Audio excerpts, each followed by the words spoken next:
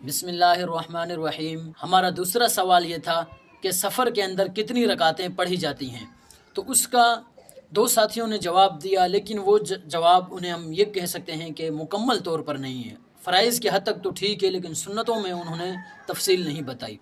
تو اس کا صحیح جواب یہ ہے کہ سفر کے اندر فجر میں 2 رکعتیں فرض پڑھیں گے اور 2 سنتیں اس وجہ سے پڑھیں گے صبح کی، کیونکہ فجر کی سنتوں کے حضور صلی اللہ علیہ وسلم نے تاکید فرمائی ہے۔ اسی طرح ظہر میں صرف 2 رکعتیں فرض پڑھیں گے، عصر میں صرف 2 رکعتیں فرض، اسی طرح مغرب کی 3 رکعتیں فرض، اور عشاء کی 2 فرض اور 3 وتر واجب، کیونکہ وتر کیا ہے؟ واجب ہے۔ یہ ہے قصر نماز میں پڑھے جانے والی رکعتوں کی تعداد۔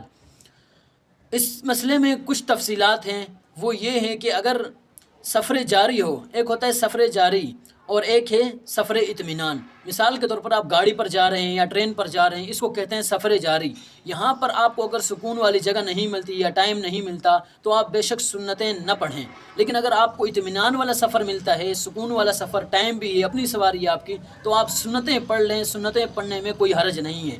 یاد رکھیں فرض پھر بھی وہی قصر ہی شمار ہوگا، فرض پوری آپ نہیں پڑھیں گے چاہے آپ کے پاس کتنا ہی ٹائم کیوں نہ ہو۔ اور دوسرا اس میں تفصیل یہ ہے کہ اگر مسافر شخص کسی امام کے پیچھے نماز پڑھ لیتا ہے، امام مقیم ہے، تو مسافر شخص امام کے پیچھے پوری نماز پڑھے گا۔ امام کی ابتدا کی ہے چونکہ اس کے پیچھے پوری نماز ہی پڑھے گا۔ اور اگر مسافر خود کہیں امام بنتا ہے یا تنہا نماز پڑھتا ہے تو پھر اس کو قصر کرنی لازم ہوگی، اور اگر اس نے پوری نماز پڑھ لی تو اس کی نماز ادا نہیں ہوگی۔ اس میں کچھ یہ تفصیل ہے کہ اگر دوسری رکعت میں قاعدہ کے لیے بیٹھ گیا تو سجدہ سہو اس پر لازم ہوگا۔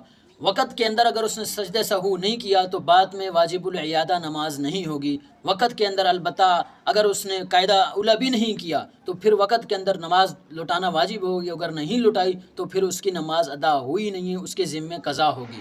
تو یہ تھی کچھ تفصیلات سفری رکعتوں کے متعلق۔ آئیے چلتے ہیں اگلے سوال کی طرف۔ اگلا ہمارا سوال یہ ہے کہ وضو کے فرائض کتنے ہیں اور غسل کے فرائض کتنے ہیں؟